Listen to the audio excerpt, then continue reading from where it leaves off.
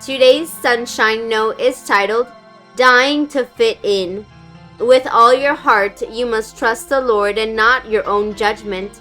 Always let Him lead you, and He will clear the road for you to follow. Proverbs 3, verses 5 and 6. Dear kid who wants to fit in. When I was in the 7th grade, all I wanted was to fit in. I wanted to be part of a group, but not just any group. My best friend, whom I had known for years, started hanging out with the in crowd. That's the group I wanted to fit into, but they didn't want to include me. I told my mom that I would do anything to fit in. Luckily, I didn't, but I did get so discouraged that I stopped doing my homework and had totally given up on God. It took me almost failing the 7th grade to get my act together. It took the help of my parents, teachers, and the school principal, but I finally started to change my priorities. After I got my act together, life started improving. I told my parents that I wanted to try a Christian school. That decision was a great one. At my new school, I made new friends with a group of kids who would be true friends. I even ended up getting awards for good grades. I got through all of this because of God.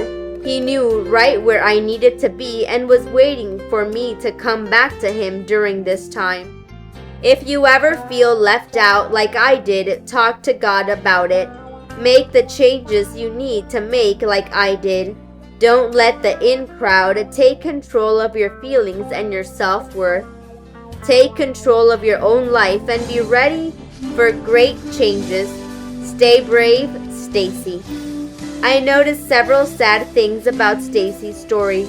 The first is that she thought she had to be part of the popular group in order to be happy. The second is that she was willing to do anything to be accepted.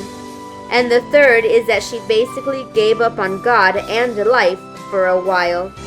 What a waste of time it would have been to fail 7th grade just because she wasn't accepted into the group. But there are several happy things about Stacy's story too. She allowed her parents and school to help her. She chose on her own to change her priorities. And when she realized that she needed to find some Christian friends, she asked to change schools.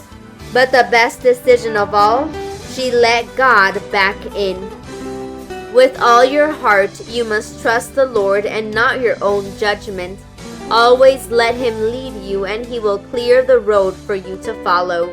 Proverbs chapter 3, verse 5 and 6.